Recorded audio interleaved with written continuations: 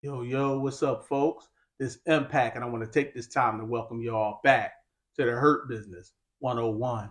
Let's get right into this video, man. Today's video, I want to discuss a topic that is a really important topic because it has all to do with the sport of boxing and the trajectory of the sport of boxing and the consequences being suffered by the sport based on what these fighters are doing. This video, I'm going to discuss Gervonta Tank Davis, what I believe the trajectory of his career will be if he continues to go down this path.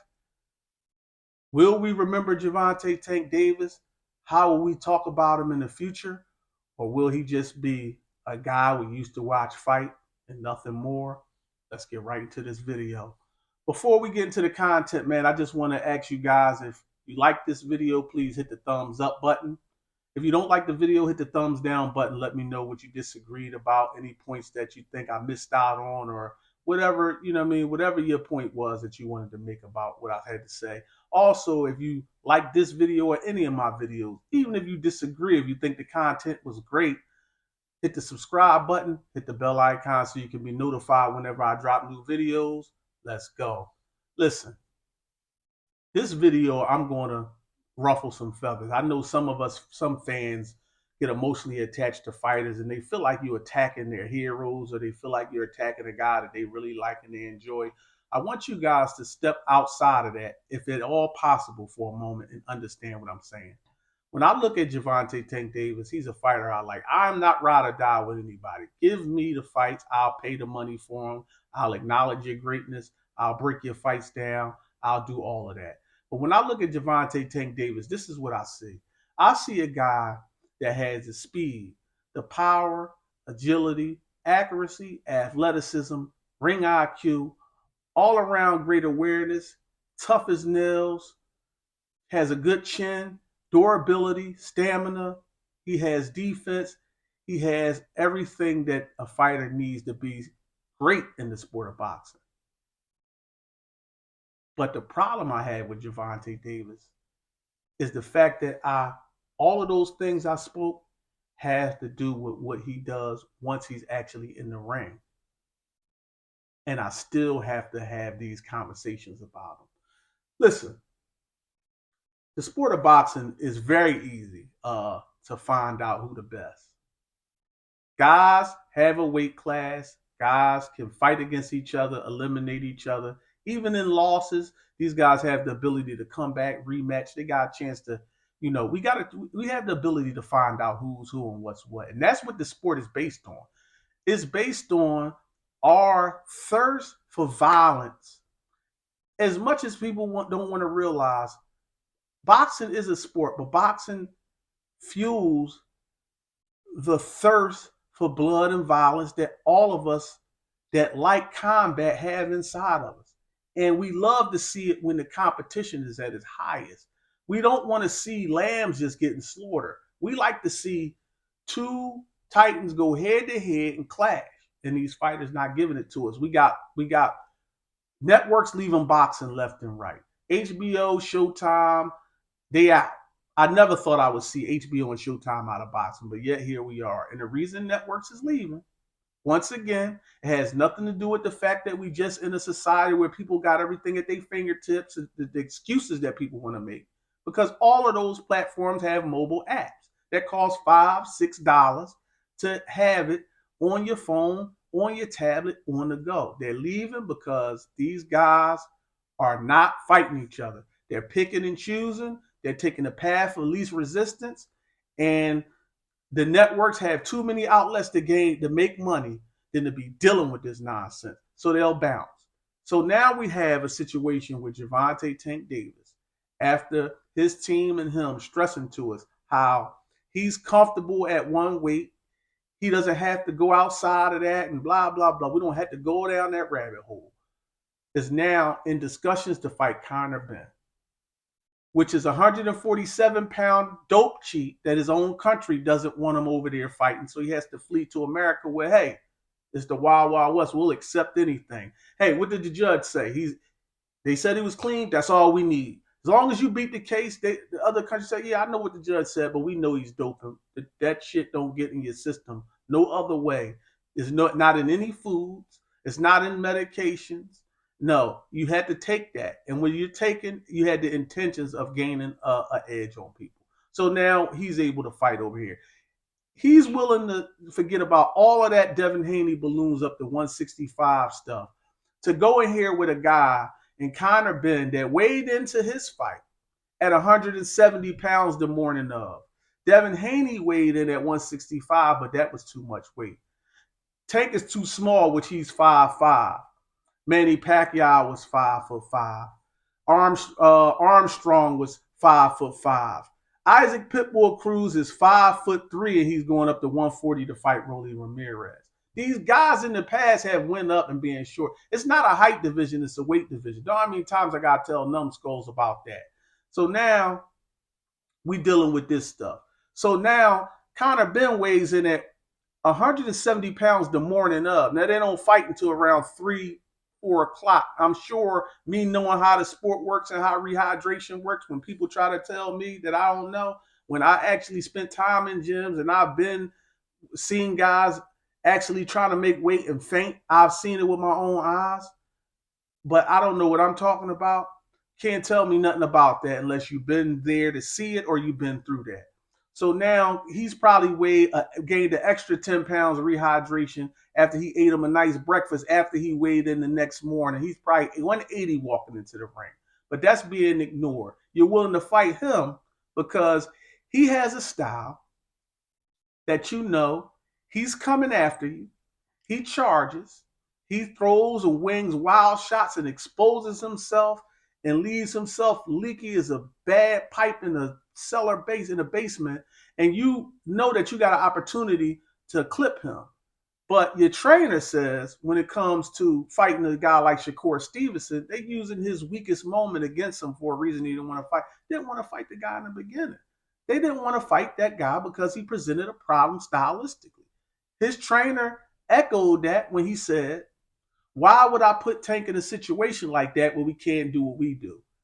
Tank is expected to knock everybody out. When he don't knock everybody out, there's a problem. So why would I put him in a situation where he can't do what we do? So in other words, unless your fighter has the opportunity to look spectacular and get a knockout, you don't want to put him in a situation where he could be outboxed and he has to try to figure and navigate his way through murky waters like all the great fighters had to do.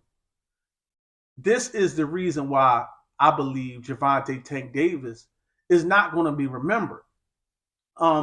We had watched all of these guys fight. The reason we remember Sugar Ray Leonard, because we watched him fight Duran, we watched him fight Hearns, we watched him fight Hagler, we watched him fight the Beast Mugabe. We watched all of those guys fight each other. We watched Muhammad Ali go into a fight with Sonny Liston where people thought he was going to get knocked out. We watched him go in there with George Foreman when his own team, he said they was acting like they was going to a funeral. Everybody thought he was crazy for taking that fight. Everybody thought it was against him, but he was willing to go in there and test himself because he believed, I want to prove I'm the man. We watched him he went outside his home where he was from. He's from Louisiana. He went over there. We remember him for the Thriller in Manila, and we remember him for the Rumble in the Jungle. People that don't even know Muhammad Ali, for none of the other fights, they remember those two because he went somewhere else and fought against great fighters, and it made him really become a global icon. You know what I'm saying? And Tank Davis right now, his resume is actually terrible. People don't realize it. Gervonta Davis will be 30 years old if he hasn't turned 30 years old. He'll be 30 years old. The best fighter he has on his resume is Ryan Garcia. He's fighting guys that come up in weight to fight him. The Hector Garcias that he can knock out. The Leo Santa Cruzes that he put in to sleep. These guys coming up in weight to just make the Gervonta Tank Davis fight because he represents a big payday. They lose and they go right back down where they belong. They know they don't belong up there. They're too small. But it's not. But they can come up and risk getting knocked out to try to prove a point. But it's unfair for him to go up a weight class or even fight a couple guys. Edwin De Los Santos is there. You would get credit for that fight. Shakur Stevenson is in your weight class. You'll get credit for that fight. When we look back at Gervonta Tank Davis's career, he's just going to be a guy that we watch fight. His name will ring no bells. And I said, if you really look at, if he doesn't get in there at some point with the Teofimo Lopez's, with the Devin Haney's, with the Shakur Stevenson, with the Sabril Matias's of the world, hell man, even the Regis Prograis of the world, there's a lot of guys you could get in there and fight. It don't have to be the top guy every time. There's solid guys to get in there and prove you the best. In the sport of boxing, you can prove you the best, the last man standing. Or you could be among the handful of guys that we talk about that might not be the best. We don't just talk about the best ever in the sport, especially in boxing. We talk about the greats. Right now, Tank Davis is not on the wall. And with everything he has physically, it makes no sense for him to not be on the wall.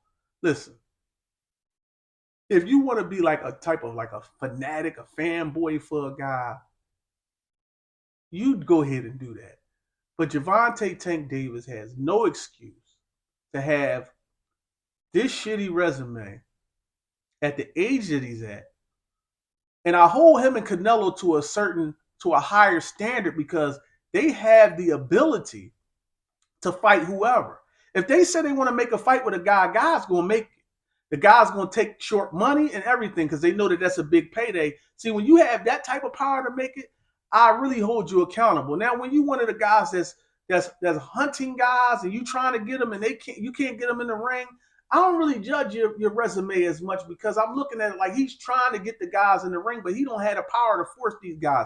These guys can say, I want you, and the guys will jump in the ring with them. They hold a greater responsibility to the sport. Unfortunately, they don't want to bear the responsibility. And now he's upset with Turkey Al-Sheikh.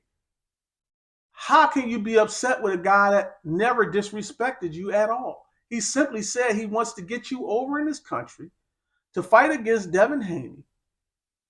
They were starting at a guaranteed purse of $20 million that has nothing to do with any type of revenue that you can make on the back end of that. You took shorter guaranteed money to get into the ring with Ryan Garcia when you ultimately made around, estimate that they said around 30 something. Well, I'm sure if you're starting at 20 guaranteed right here, you can get something else on the back end to make more money than that. You go over there to Saudi, you just announce that you have a newfound faith in Islam. Go over there and ingratiate yourself with that. Go over there and ingratiate yourself with the culture over there. Gain more fans globally. Instead, since they're asking you to take a tough fight and offering you the money, you feel insulted and you want to ask for Ferraris and all of this other stuff. I mean, how could he insult you by saying, I want to offer you more money than you've ever made in your life to come over to my country and fight? People can't get in contact with the people who they need to contact to fight you. You bossing up, but you had no problem reaching out to Eddie Hearn via social media. You're leaking inbox DMs that you sent to him in order to try to make a fight with Conor Benn, and now you're looking at fighting Conor Benn. But now all of a sudden, everybody can contact the people who they need to contact to get you in the ring when it comes to Conor Benn. You'll even reach out and beg basically for the fight because you want to put on a knockout and so I knocked out a 47-pounder. You don't fool real boxing fans. You fool groupie boxing fans who just follow and worship everything you do. I'm not one of them. I ain't trying to be your friend. I ain't trying to be your enemy. I am a fan of yours. But at the end of the day, like me or don't like me, you can say what you want to say. You can threaten to smack me like you threaten to smack other guys. That ain't going to happen. I'm not even concerned about that. But at the end of the day, if you do your job, you go out there and try to prove you the best and get the fans what they want to see. I will go in my pocket and spend the money. I will break your fights down and I will continue to give you the praise you deserve for putting on great performances. But where you're headed right now is down a path to where you look back on your career years from now. You're just going to be a guy we used to watch fight. Nothing more. You will not be a legend when you walk into the room. People feel like you're one of those guys like they can't believe they actually seeing you right here. You'll walk into a room and people will say hi and you'll walk right back. I come across celebrities I come across fighters like that all the time. I just look and that's it. I don't even have a second thought about them. And right now, if you don't get on the money right now and start putting yourself out there and start accepting the tough challenges, you'll be in that same boat. I want to thank you guys for tuning in to another edition of the Hurt Business 101. You know what they say. It's no business like show business. But I say it's no business like the hurt business. 101 done. Are the stories about you true? They say your mother is an immortal goddess. They say you can't be killed. I wouldn't be bothering with the shield then, would I? A Thessalonian you're fighting. He's the biggest man I've ever seen. I wouldn't want to fight him. That's why no one will remember your name.